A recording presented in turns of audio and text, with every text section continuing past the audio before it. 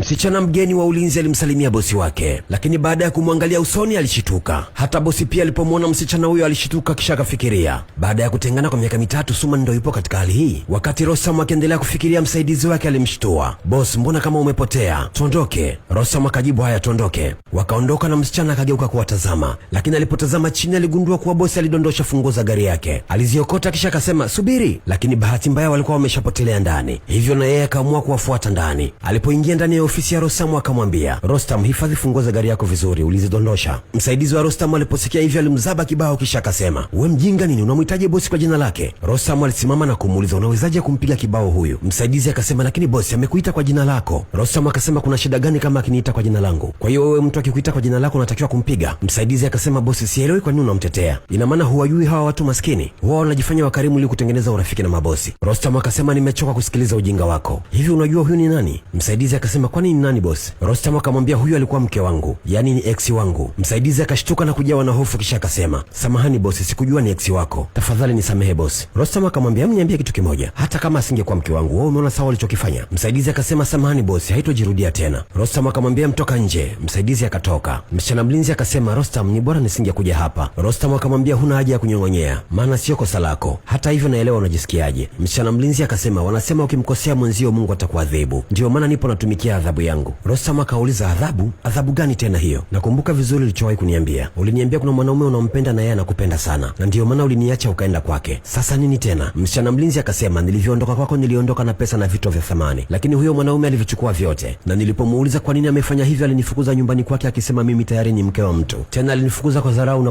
kunizalilisha. Rostam akamwambia, kwa hiyo kumbe mambo mengi yalikutokea, kwa nini hukuniambia? Msichana mlinzi akasema, sikuweza kufanya hivyo kwa sababu nilihisi ulishaoa mwanamke mwingine, na mimi sikupenda kabisa nije kukusumbua tena. Rostam akasema, mimi sijaoa bado. Msichana mlinzi kwa mshangao akasema, hujaoa? Kwa nini? Rostam akasema, kwako wewe unaona ndoa ni kitu cha kawaida, lakini kwangu ni kitu cha thamani sana. Nakumbuka uliniahidi unanipenda sana, lakini baada ya kufunga ndoa tu ukanikimbia. Msichana akasema, samahani sana Rostam, tafadhali nisamehe, uliteseka sana kwa ajili yangu. Rostam akasema, usijali, nilishakusamehe kitambo. Msichana akasema, asante, ngoja nirudi kazini. Akaanza kutoka. Kabla ya kutoka, Rostam akamuuliza, unaweza kuwa mke wangu tena? Msichana aligeuka na kusema, mimi sikufai Rostam, unahitaji kuwa na msichana bora zaidi yangu. Rostam akasema, lakini mimi bado nakupenda, hata kama kutakuwa na mamilioni ya wanawake mbele yangu, mimi bado nakupenda wewe. Msichana alitaka kusema jambo, Rostam akamzuia na kusema, usijali, wewe niambie tu, uko tayari kuwa mke wangu tena? Msichana akakubali na kusema ndiyo. Wote walifurahi. Niambie umejifunza nini kutokana na kisa hiki? Lakini je, kama ni wewe ungekubali kumrudia mwanamke aliyekuacha kwa dharau na kumfuata mwanamume mwingine? Mimi naitwa Director Mo. Ciao.